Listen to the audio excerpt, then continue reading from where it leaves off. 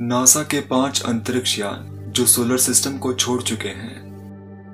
पिछले 50 वर्षों में मनुष्यों ने 5 अंतरिक्ष यान लॉन्च किए हैं जो आज भी इंटरस्टेलर अंतरिक्ष की ओर आगे बढ़ रहे हैं। ग्रहों को एक्सप्लोर करने के अपने मिशन को पूरा करने के बाद इन अंतरिक्ष यानों की यात्रा आज भी जारी है। इनमें से हर एक अंतरिक्ष यान में किसी भी एलियन सभ्यता के लिए एक संदेश है जो उन्हें मिल सकता है। पायनियर 10 सोलर सिस्टम के अन्य ग्रहों का अध्ययन करने के लिए पायनियर 10 अंतरिक्ष यान को साल 1972 में लॉन्च किया गया था। अपनी यात्रा में यह अंतरिक्ष यान मंगल ग्रह के करीब से गुजरा और फिर एस्टेरॉयड बेल्ट के माध्यम से गुजरते हुए बृहस्पति ग्रह के करीब से होता हुआ आगे बढ़ा। ये स्पेसक्राफ्ट मंगल ग्रह और बृहस्पति ग्रह के करीब से गुजरने वाला पहला अंतरिक्ष यान बना। यह पहली बार था जब नासा ने अपने अंतरिक्ष यान को चलाने के लिए परमाणु ऊर्जा का उपयोग किया था। इसलिए पायनियर 10 बृहस्पति ग्रह से गुजरने के बाद अभी भी आगे बढ़ने के लिए पर्याप्त ऊर्जा रखता है। शुरुआत में इस अंतरिक्ष यान के मिशन की 21 महीनों के लिए योजना बनाई गई थी, लेकिन यह लगभग 30 वर्षों तक पृथ्वी के साथ कम्युनिकेट करता रहा। पायनियर 11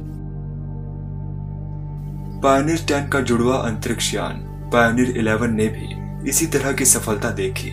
इसने 1974 में बृहस्पति ग्रह की परिक्रमा की और सन 1979 में शनि ग्रह तक पहुंचने वाला पहला अंतरिक्ष यान बना। पायनियर 11 अंतरिक्ष यान ने इस रहस्य से पर्दा उठाया कि रिंग्स वाले ग्रह किस चीज के बने होते हैं। ये दोनों स्पेसक्राफ्ट अपने रचनाकारों का परिचय देने के लिए डिजाइन की गई अनोखी पट्टिकाओं से सुसज्जित हैं। वैज्ञानिकों ने इन पट्टिकाओं में हमारे सौरमंडल के एक ऑर्बिटल डायग्राम के साथ एक पुरुष और महिला को दिखाया है, परंतु नासा अब पायनियर अंतरिक्ष यान से कोई सिग्नल प्राप्त नहीं करता। वॉयेजर 1 इसे 1977 में एक दुर्लभ प्लेनेटरी अलाइनमेंट के दौरान लॉन्च किया गया था, जो हर 175 साल में एक बार होता है। इस अलाइनमेंट में बृहस्पति, शनि, यूरेनस और नेपच्यून पूरी तरह से एक रेखा में आ जाते हैं। नासा ने इस अलाइनमेंट का फायदा उठाया। वॉयेजर 1 सन 1979 में बृहस्पति ग्रह के करीब से गुजरा और सन 1980 में शनि ग्रह के पास से गुजरा, लेकिन यूरेनस और नेपच्यून की ओर आगे बढ़ने की बजाय इसे शनि ग्रह के चंद्रमा टाइटन का पता लगाने के लिए इसके मार्ग को बदल दिया गया। 2012 में वॉयेजर 1 हेलियोपॉज तक पहुंचा, एक ऐसा क्षेत्र जहां सूरज की सौर हवा अपना मार्ग खो देती है। यह इंटरस्टेलर अंतरिक्ष में प्रवेश करने वाला पहला अंतरिक्ष यान बना और ये आज भी पृथ्वी पर डेटा वापस भेज रहा है। वॉयेजर 1 इतना दूर है कि पृथ्वी से रेडियो सिग्नल को वहां तक पहुंचने में लगभग 21 घंटे लगते हैं। वॉयेजर 1 अगले करीब 40,000 वर्षों में किसी अन्य विशालकाय तारे के करीब पहुंच सकता है। वॉयेजर 2 वॉयेजर 2 को 1977 में अपने जुड़वा रोवर वॉयेजर 1 से 15 दिन पहले लॉन्च किया गया था। बृहस्पति और शनि की खोज के बाद वॉयेजर 2 अपने तय किए गए मार्ग पर चला गया। ये स्पेस प्रोब आज की तारीख में नेपच्यून और यूरेनस तक पहुंचने वाला पहला अंतरिक्ष यान है। इसने सन 2018 में इंटरस्टेलर अंतरिक्ष में प्रवेश किया और ये आज भी नासा के संपर्क में है।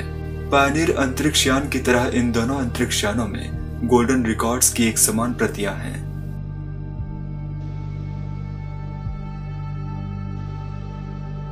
न्यू हॉराइजन्स इस लिस्ट में सबसे नया न्यू हॉराइजन अंतरिक्ष यान है।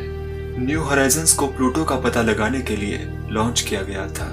प्लूटो पर इस अंतरिक्ष यान को बर्फ के ज्वालामुखी, विशाल पहाड़ों और यहाँ तक कि एक तरल पानी के महासागर का संकेत मिला। अब ये अंतरिक्ष यान पायनियर और वॉयेजर मिशनों के नक्शे कदम पर आगे बढ़ रहा है। अमेरिकी खगोल वैज्ञानिक कार्ल सेगन का कहना है कि एक्सप्लोरेशन हमारे स्वभाव में है। हम एक भटके हुए यात्री के रूप में शुरू हुए हैं और हम अभी भी भटक रहे हैं। हम ब्रह्मांडीय महासागर के किनारों को लंबे समय से ऑब्जर्व कर रहे हैं और अब हम इस महासागर में बिखरे सितारों को एक्सप्लोर करने के लिए तैयार हैं।